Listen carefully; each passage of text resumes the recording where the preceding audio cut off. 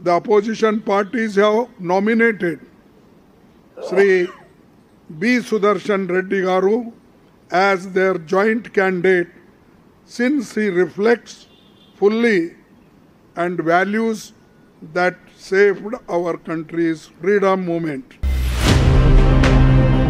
তেলেঙ্গানার ছোট্ট গ্রাম অকুলমাইলারম, সেখানে এখন উৎসবের মেজাজ।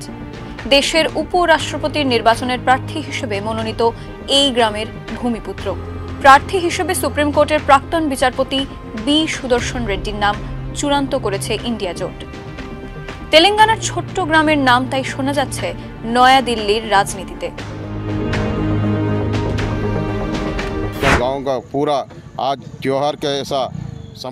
আমরা গ্রামে উৎসব পালন করব, এটা আমাদের কাছে বিশাল আনন্দের মুহূর্ত। এই গ্রাম থেকে দিল্লি, সবাই আমাদের গ্রামের নাম জানবে। ভগবানের কাছে প্রার্থনা করি উনি যেন জয়ী হন। সুদর্শন রেড্ডিরই জেতা উচিত। সুদর্শন রেড্ডি সাহেব জিতনা চাইয়ে।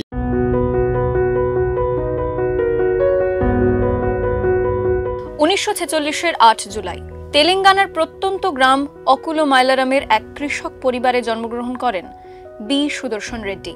এই গ্রাম থেকেই দেশের সর্বোচ্চ আদালত পর্যন্ত যাত্রা। 1971 সালে ওসমানিয়া বিশ্ববিদ্যালয় থেকে আইনের স্নাতক পরীক্ষায় পাশ করেন রেড্ডি। আইনজীবী হিসেবে নাম নথিভুক্ত করান অন্ধ্রপ্রদেশের বার কাউন্সিলে।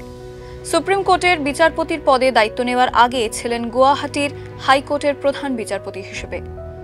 12 জানুয়ারি 2007 সুপ্রিম কোর্টের বিচারপতি নিযুক্ত হন রেড্ডি। 8 জুলাই 2011 অবসর নেন বি সুদর্শন রেড্ডি। দেশের সর্বোচ্চ আদালতে পৌঁছেও বাবা মায়ের শিকড়কে ভোলেননি রেড্ডি।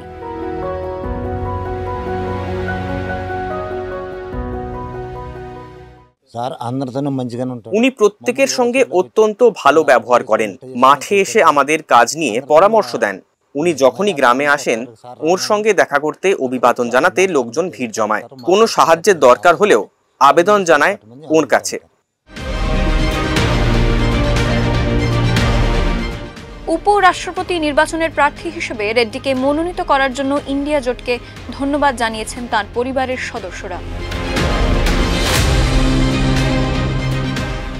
ఇండియా కూటమి తరపున ఆకులమైలారం గ్రామానికి చెందినటువంటి బూచిరెడ్డి సుదర్శన్ আমরা অত্যন্ত আনন্দিত। తరపున ఉపరాష్ట్రపతి অকুলমাইলারমের বি সুদর্শন রেড্ডিকে উপরাষ্ট্রপতি পদপ্রার্থী হিসেবে মনোনীত করার জন্য ইন্ডিয়া জোটকে ধন্যবাদ জানাই।